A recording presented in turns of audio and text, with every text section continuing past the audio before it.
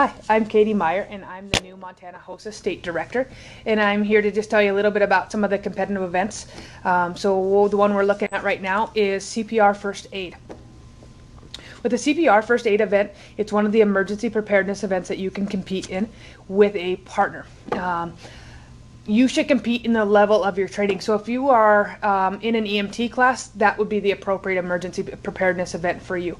You could do skills, and then if you don't have those level of training, CPR First Aid would be more for you. So we're kind of ranking through there on how we want to set things up. So you will come in with a partner, and you should probably ahead of time designate who is going to take the lead on first aid and who is going to take the lead on starting CPR. Because in this scenario, you're going to have two patients. And so with your two patients that you have, one of you is going to initiate first aid on a patient and one of you is going to start that CPR. So the person who initiates CPR, you're either going to have an adult patient or an infant patient. So you should know both child or adult and infant CPR. And you are going to be providing that CPR alone at this moment, so you need to do one rescuer CPR and know how to do that.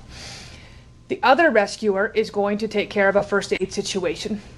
They're either going to have a patient who is experiencing bleeding and shock, and you'll follow that rubric. A choking patient, and that choking patient will either be an adult or a child. We'll simulate that so nobody gets hurt by having a pillow underneath that you can show that maneuver with. An open fracture, and you're going to splint that. Severe burn that you would treat, or your first aid patient might be in an environmental emergency such as a heat related emergency. So those are the scenarios that you could get, and you can look through those rubrics. You should kind of say things out loud as you're doing them. Again, I'll have videos showing you how to do each of those skills in case you need that training, but I would again highly recommend the American Heart Association first aid training for this, because that's where you're going to see questions from your written tests for both first aid and for BLS level of CPR. And so doing that training is going to be a great review for you to place well on the written component.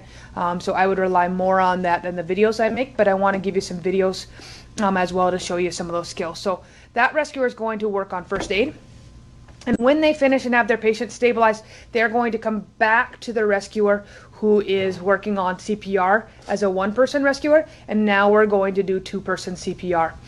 So you need to know how to do, that person needs to know how to do two-person CPR, and the original rescuer for CPR needs to know how to do both, because they're going to be alone and then working as a team. So you need to know two-person CPR for adult and two people for infant. In the adult scenario, you may or may not have an AED available to you. Those are the two rubrics that you could get. So what would you do if an AED was to be able to come available? And if it was, the rescuer who was doing first aid would then come and have that AED available at that moment. So you would initiate CPR and then an AED would be available. Or they're going to tell you that an AED is not available, and how do you continue with that scenario? On the infant scenario, there will not be an AED present. So you just need to know how to do one-person and two-person rescuer following the BLS guidelines. Some things to note is currently it is October of 2020, and American Heart Association, which is the standard that we use in Montana or in National HOSA and in Montana HOSA as well, is changing some of their guidelines. The guidelines are set to be released here in October. They're not out yet. And the way that National HOSA works is they set their rubrics up in September. So they're not reflective of the change that we're going to be seeing. So if you're training here later in the fall or winter under the new guidelines, they may be a little bit different than the rubrics that we're using.